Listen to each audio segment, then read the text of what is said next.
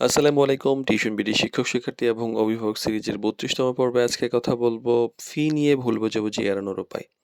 Home টিউশনের ক্ষেত্রে একটা সাধারণ একটা সংবেদনশীল ব্যাপার হইলো যে ফি বা পারিশ্রমিকের একটা ব্যাপার থাকে।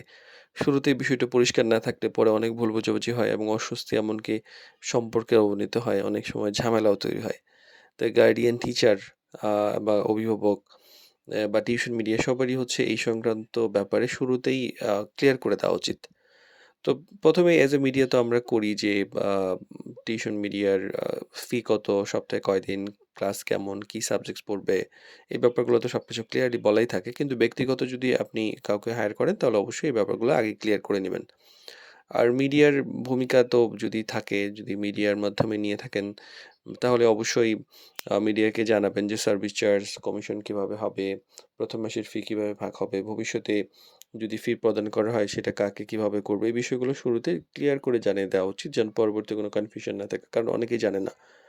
আর ক্লাস মিস হইলে বা ক্যানসেল হলে কি করবে? যে টিচার ক্লাস যদি মিস করে তাহলে সে কি মেকআপ ক্লাস নিবে? নাকি স্টুডেন্ট যদি ক্লাস মিস আপ আ ম্যা না করে তাহলে সেটা মানে কার দায়িত্ব হবে? এই ব্যাপারগুলো একটা গুরুত্বপূর্ণ সমস্যা। এগুলো নিয়ে পরে তর্ক-বিতর্ক হয়। এগুলো নিয়ে আগেই ক্লিয়ার করে দেওয়া ভালো।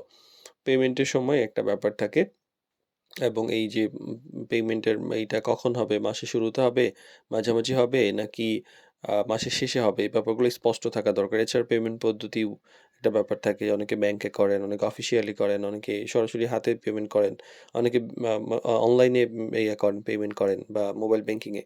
তো এই ব্যাপারগুলো ক্লিয়ার থাকা ভালো। আর এইসব ব্যাপারে কিন্তু সম্মানজনক এবং খোলামেলা মানে আলোচনা করা উচিত। কারণ হয় কি? যে এমনি সবকিছুই ঠিক আছে। পড়াচ্ছেন as a teacher, as a guardian, as a student রিলেশনটা ভালো।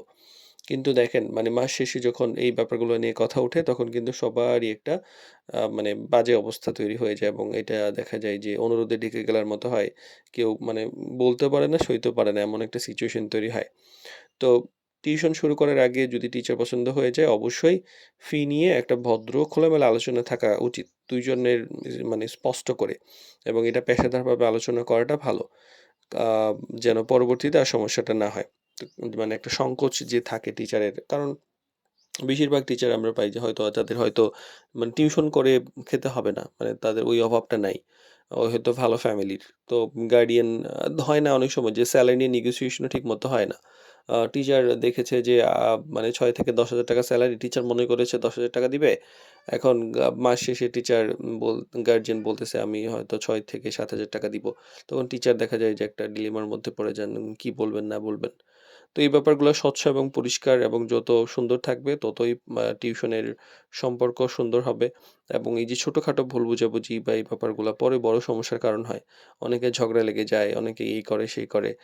আ মানে দেখা যায় যে অনেক সময় বড় সিচুয়েশনই হয়ে যায় এবং থানায় পর্যন্ত চলে যায়। তো এই ব্যাপারগুলো যেন না হয় এইজন্য আগেই ক্লিয়ার করে দেওয়া ভালো।